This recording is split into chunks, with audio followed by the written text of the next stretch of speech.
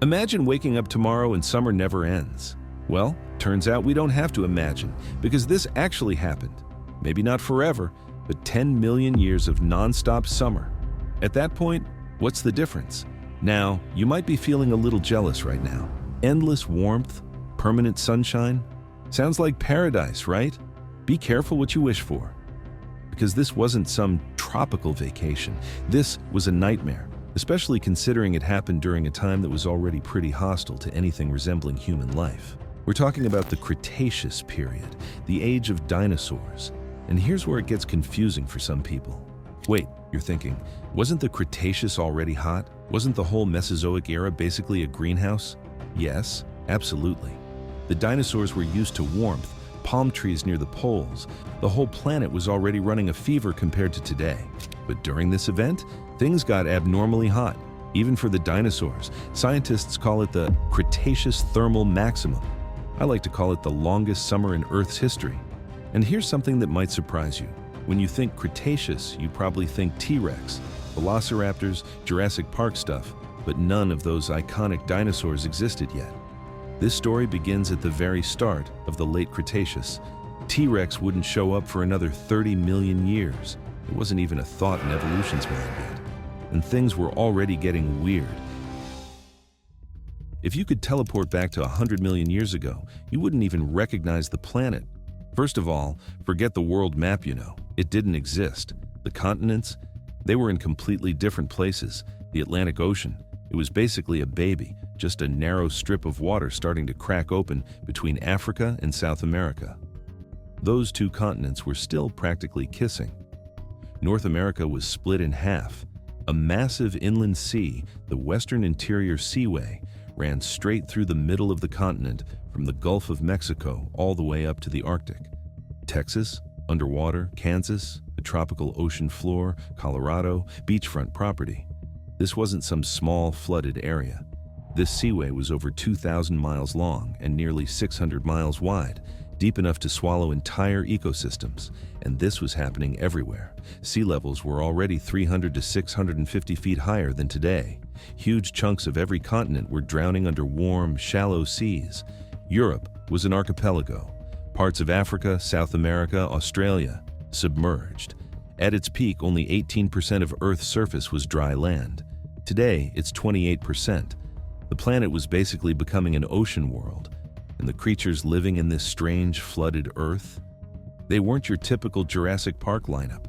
In North Africa, a river system larger than the Amazon was home to Spinosaurus, a 46-foot-long nightmare with a massive sail on its back and a crocodile-like skull full of teeth. This thing was built for water. Recent studies suggest it spent most of its time hunting fish in rivers, using that bizarre sail like a giant fin. But Spinosaurus wasn't alone. Sharing the same territory was Carcharodontosaurus, the shark-toothed lizard, 40 to 46 feet of pure land-based terror with teeth designed to slice through flesh like steak knives. Scientists call it the African T-Rex, but honestly, it might have been scarier. Two apex predators, same ecosystem, both pushing nearly 50 feet long. And somehow, that wasn't even the most impressive thing walking around. Because over in South America, something even bigger was shaking the ground. Argentinosaurus. Just say that name out loud. Sounds massive, right? That's because it was.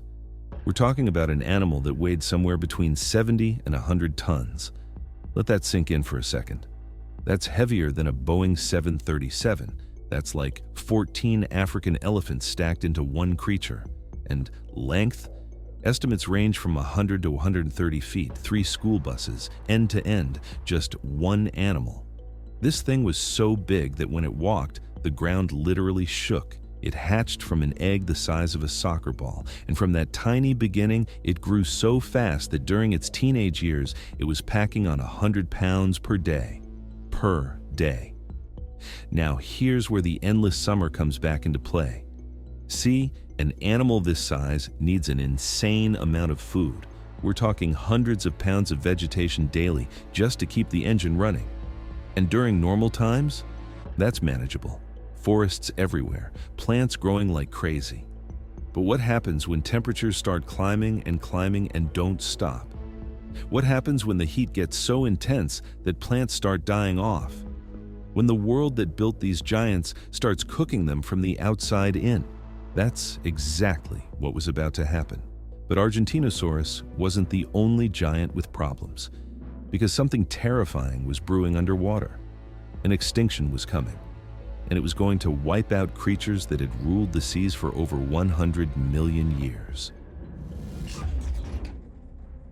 Okay, let's dive underwater, literally.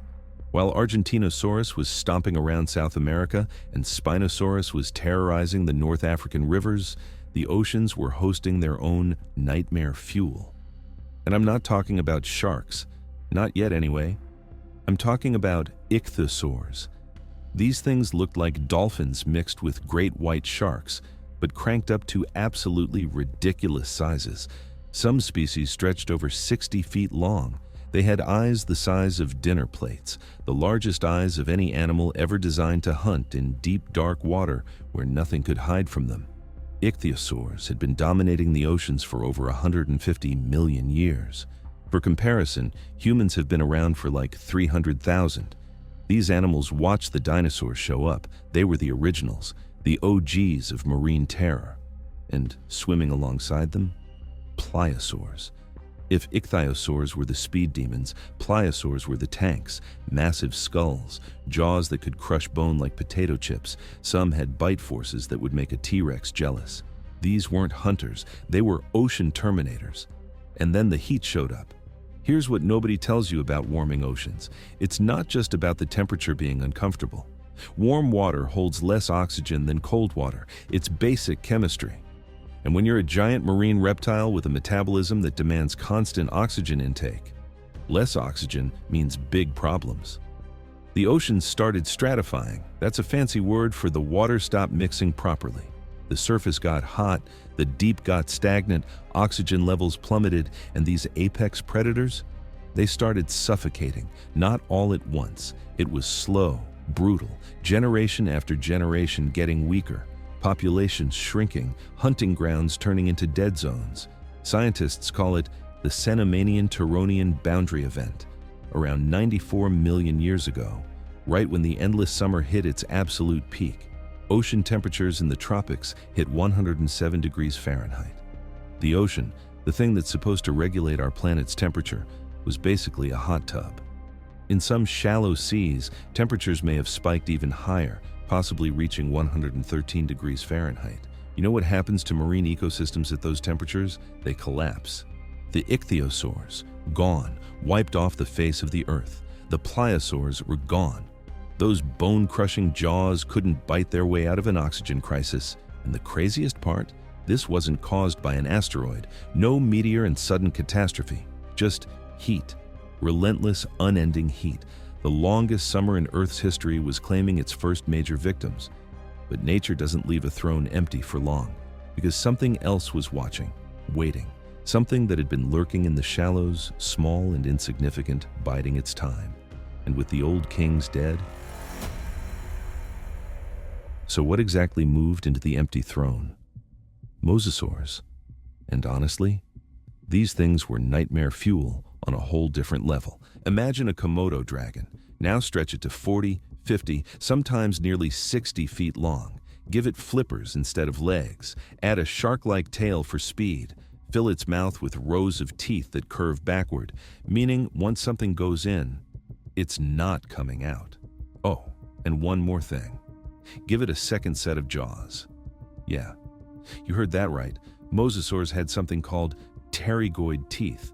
Basically a second row of teeth in the roof of their mouth that worked like a conveyor belt, pulling prey down their throat. They didn't just bite, they swallowed whole other marine reptiles. And here's the wild part. These monsters came out of nowhere. At the start of the Cenomanian, around 100 million years ago, mosasaurs were tiny, like 3 foot long tiny. Just little lizards paddling around in shallow coastal waters, eating fish and minding their own business. Nobody would have looked at them and thought, future ocean overlord. But then the heat hit, and suddenly, all those ecological niches, all those hunting grounds and food sources and territories, were wide open. Evolution saw an opportunity, and it stepped on the gas. Within just a few million years, which is basically overnight in evolutionary terms, mosasaurs exploded. They went from ankle biters to apex predators, from coastal swimmers to open ocean hunters. By the Turonian stage, around 90 million years ago, they were already reaching 15 to 20 feet. By the end of the Cretaceous, the largest mosasaurus species hit nearly 56 feet. And they didn't just get bigger, they got smarter, more diverse, and deadly. Some species specialized in crushing shellfish. Their teeth were blunt and rounded like wrecking balls, perfect for smashing through ammonite shells and turtle armor. One genus, Tylosaurus, became so dominant that scientists have found bite marks from it on literally everything. Sharks, plesiosaurs, fish, birds, even other mosasaurs. These things were not picky eaters, and the timing of their rise, not a coincidence. The endless summer didn't just kill the old rulers, it created the conditions for new ones. Warm, shallow seas spreading across continents meant more coastline, more habitat, more opportunities for these warm water specialists to thrive. While ichthyosaurs needed cold, oxygen-rich water to survive, mosasaurs evolved in tropical shallows. The heat that killed their competitors? It was their paradise. The longest summer in Earth's history had crowned new kings. But here's the thing about sitting on a throne built by catastrophe. Eventually, the bill comes due. Because while the mosasaurs were busy conquering the oceans, the land was going through its own transformation. And not everything was adapting quite so well. Remember all that flooding we talked about earlier? Yeah, it wasn't getting any better. North America was still sliced in half by an ocean. Europe, basically an archipelago. The planet looked like someone had left the bathtub running for a few million years. And the land that remained? It was cooking. Global temperatures during the peak hit around 95 degrees Fahrenheit on average. Today's average? About 59 degrees Fahrenheit. That's not a little warmer. That's a completely different planet. The poles? Forget ice. Antarctica had forests. The Arctic had crocodiles swimming around like it was Florida. Places that are frozen wastelands today were basically tropical jungles 94 million years ago. And the CO2 levels driving all this, somewhere between 1,000 and 2,000 parts per million, we're panicking about hitting 420 parts per million today. Back then, 4 to 5 times higher, maybe more. So how did life handle this pressure cooker? Some didn't. Forests that had thrived for millions of years started collapsing. Ferns and conifers, the stuff dinosaurs had been eating since forever, were dying off in entire regions. And here's the brutal truth about food chains. When plants die, plant eaters die. When plant eaters die, meat eaters starve. The whole system was under stress. But not everything was losing. The giant sauropods like Argentinosaurus, you'd think being that massive in extreme heat would be suicide. Bigger bodies trap more heat, harder to cool down. But here's the twist. Their ridiculous body shape actually helped them. Those long necks and tails, basically giant radiators dumping heat into the air. Some scientists think they had air sacs running through their bodies too, like built-in AC units. These guys were accidentally designed for a greenhouse apocalypse. The hunters? Not so lucky. Predators like Carcharodontosaurus were built to chase, to sprint, to attack with explosive energy. Try doing that when it's 100 degrees Fahrenheit plus outside. You'll overheat before you catch anything. So what did they do? They adapted. Evidence suggests large theropods shifted to ambush hunting. Less running, more waiting in the shadows. One quick strike, done. The heat was literally rewriting the rules of predation. But you know who was really winning? The little guys. Tiny mammals hiding underground during the worst heat. Small dinosaurs ducking into shade and finding water easily. Creatures that didn't need to eat their body weight in plants every single day. The heat was filtering out the big, the hungry, the inefficient, and favoring the small, the clever, the adaptable.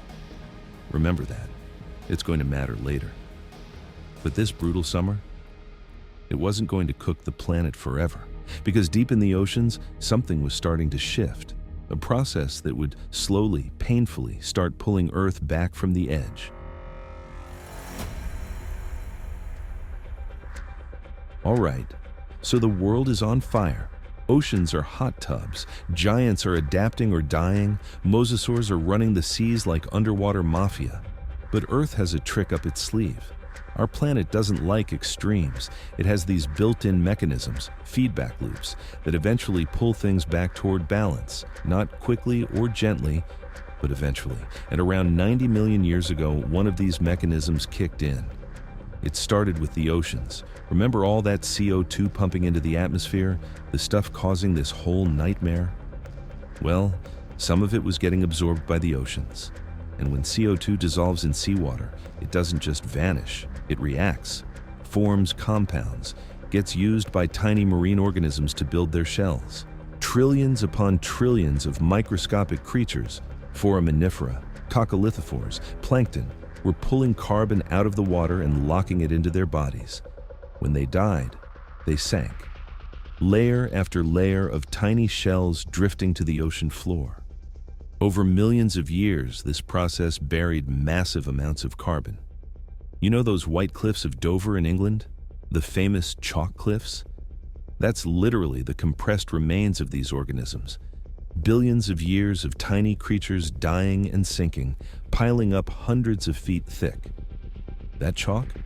It's basically a graveyard that saved the planet. But the cooling wasn't just about buried shells. The continents were still moving, still shifting. And as they rearranged, ocean currents started changing. New pathways opened up. Cold polar water that had been trapped started flowing toward the equator. Warm tropical water started cycling toward the poles. The oceans began mixing again. And mixed oceans?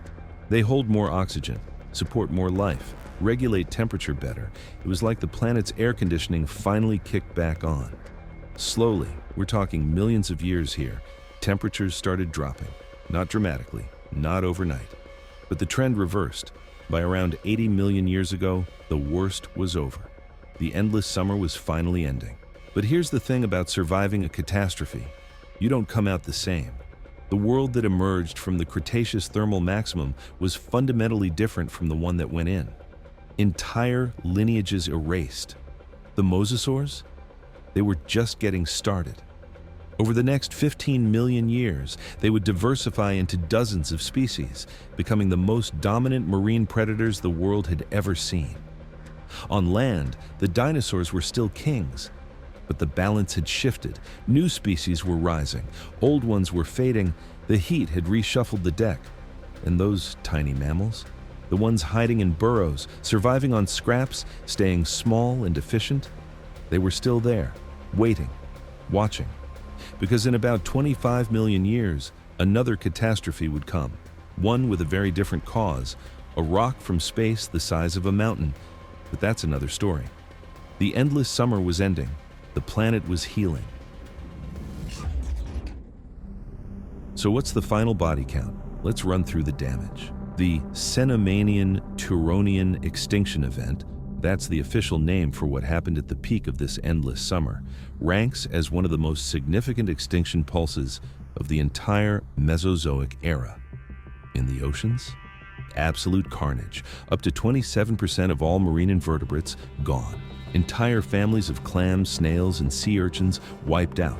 The reef systems that had been building for millions of years collapsed. Some estimates suggest tropical reef ecosystems took nearly 2 million years to recover. The ammonites, those iconic spiral-shelled creatures that had been thriving since before the dinosaurs, took a massive hit. Dozens of species erased in a geological blink. And it wasn't just the big stuff dying. The microscopic world got hammered too. Foraminifera, those tiny shelled organisms we talked about, experienced a complete turnover. The species that existed before the thermal maximum, almost entirely replaced by new ones after. The heat didn't just kill individuals, it killed entire evolutionary lineages. On land, the picture is harder to read. Fossils from terrestrial environments during this period are rare, but what we do have suggests major reshuffling. Plant communities transformed. Flowering plants reproduce faster, grow quicker, adapt more easily to changing conditions. The endless summer basically fast-tracked them to global dominance. And guess what?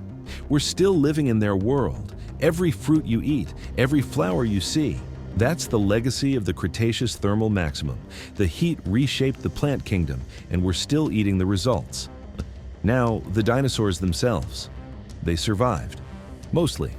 But survived doesn't mean unchanged. The giant carcharodontosaurids like Carcharodontosaurus and Giganotosaurus, they started declining after the thermal maximum. By 80 million years ago, most were gone. Who replaced them? A new group of predators was rising in the northern hemisphere. Faster, smarter, with better binocular vision and bone-crushing jaws. Tyrannosaurs. T-Rex and its relatives didn't exist during the endless summer. But the extinction of their competitors, that opened the door. The thermal maximum essentially cleared the stage for the most famous dinosaur of all time. No endless summer, possibly no T-Rex. Think about that. That's the thing about mass extinction events. Even when you survive, the world you knew is gone. The competitors you evolved alongside, gone. The food webs you depended on, restructured.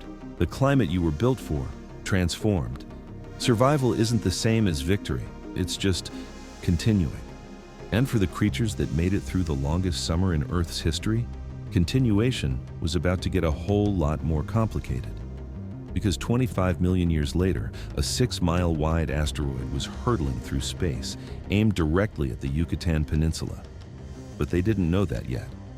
For now, the heat was fading. The oceans were breathing again. The planet was stabilizing. The endless summer was finally, truly over. But what does any of this have to do with us? Funny you should ask. Let's talk about why any of this actually matters. Because right now you might be thinking, cool, dinosaurs had a rough summer. What's that got to do with me? Everything. It has everything to do with you. Remember those CO2 levels? In 1850, before the Industrial Revolution really kicked off, Earth's CO2 was at 280 parts per million, nice and stable. For thousands of years, it barely budged. Today, we just crossed 420 parts per million, and it's climbing faster than at any point in the last 66 million years. Let me say that again. The rate at which we're pumping carbon into the atmosphere is faster than anything the planet has experienced since the dinosaurs were alive. We're not at Cretaceous levels yet, not even close. But here's the terrifying part. It's not about where we are. It's about how fast we're getting there. During the endless summer, CO2 built up over millions of years. Volcanic activity, seafloor spreading, slow, gradual processes that gave ecosystems time to adapt. Species could migrate, evolve, adjust. We're doing the same thing in centuries, decades even, and the planet, it's already responding. Ocean temperatures are rising, not by 30 degrees like the Cretaceous, not yet, but enough. Coral reefs are bleaching, marine ecosystems are shifting, species are moving toward the poles, chasing cooler water. Sound familiar? Sea levels are climbing, ice sheets that have been frozen for millions of years are melting. Coastlines that have been stable since human civilization began are starting to flood. The Western Interior Seaway isn't coming back tomorrow. But Miami? New Orleans? Bangladesh? They're already measuring the water rising, and here's the part that should really keep you up at night. The Cenomanian-Turonian extinction didn't happen because temperatures hit some magic number. It happened because the change was too fast for life to adapt. Ichthyosaurs didn't go extinct because they couldn't handle warm water. They went extinct because the water warmed faster than evolution could keep up. That's the lesson. That's the warning buried in 94-million-year-old rocks. It's not the heat, it's the speed. And right now, we're speed-running a climate catastrophe. Now look, I'm not here to doom and gloom you into depression. That's not the point. The point is that Earth has done this before. The planet survived, life survived. But survival looked like mass extinction. Collapsed ecosystems, millions of years of recovery. The dinosaurs didn't have a choice. They couldn't see it coming, couldn't understand what was happening, couldn't do anything to stop it. We can. We're the first species in the 4.5 billion year history of this planet that can actually see a mass extinction event forming and has the technology to potentially stop it. That's not a burden. That's a superpower. The Cretaceous thermal maximum lasted 10 million years because there was no one around to fix it. The planet had to heal itself, one dead plankton shell at a time. We don't have to wait for geology to save us. We can be the solution, or we can be the next ichthyosaurs, swimming around, thinking we're unstoppable, right up until the moment we're not. 94 million years ago, summer never ended, and it nearly broke the planet. Today, we get to decide if history repeats. So, what's it going to be?